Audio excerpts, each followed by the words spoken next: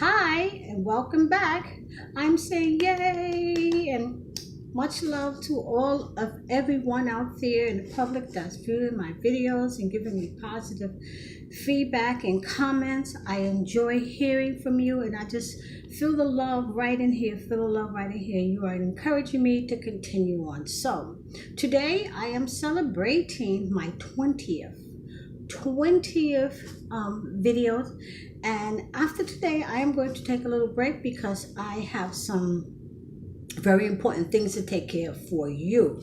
Yes, I am going to take a break after today's video, and I am going to be putting out my first book, The Waiting Game, which is now available on Amazon.com in Kindle, but I'm going to be putting it out on paperback. So if you rewind a couple of segments ago, I read to you from The Waiting Game. It's called Setting the Stage. And then another reason why I'm stepping back for just a little while, I will be back. I'm putting out my third book called The Bond and the Legacy, and we'll talk more about that. But today I would like to celebrate my 20th video with you by reading you the final chapter in The Waiting Game. So this chapter is dedicated to my grandmother. So here we go. Sit back, relax. You know I love to read to you. This chapter is called Replay. The things that stay in our minds. As I'm writing this, I recall how I learned some of my poor relationship skills. It's a generational curse. There was a history of women in my family who either kept company with more than one man at a time or had relationships with a married man.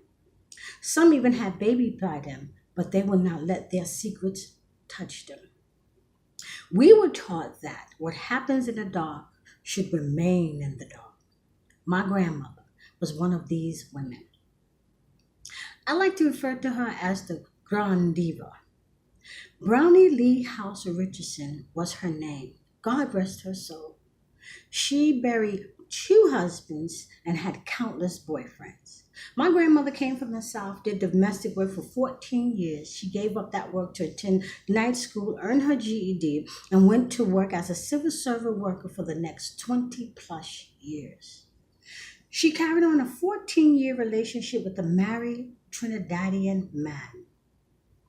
During the years of their union, she built him up from the ground up.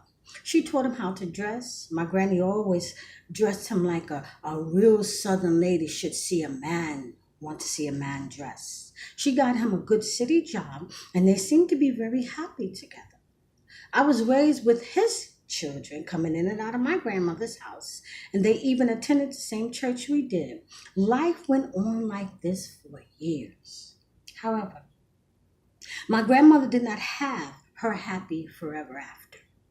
In the end, he walked into my grandmother's house, laid his keys on her table, and announced that he was returning to his wife as a full-time husband and father.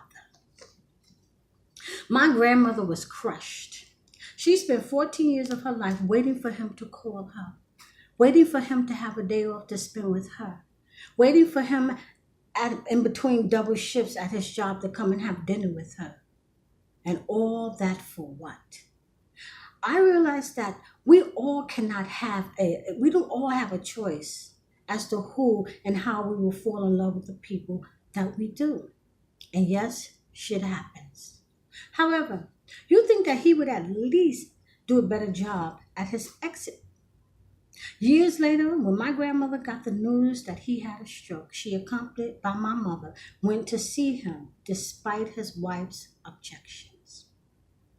On the day of the visit, I watched my grandmother prepare herself. She seemed to have no ill feelings against him, or did she? She wanted to see him one last time. I wondered how she felt when she walked into that hospital room. Did he know her?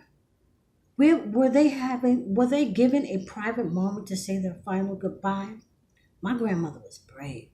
I don't know if I could forgive something like that or someone like that and still love a man for willingly and engaging in a relationship that he probably knew he was going to end. How do you just walk out on someone after building up so many memories and don't even call them to say, hello, how are you doing? After all, what they did wasn't kept in the dark. His wife knew. So he really wasn't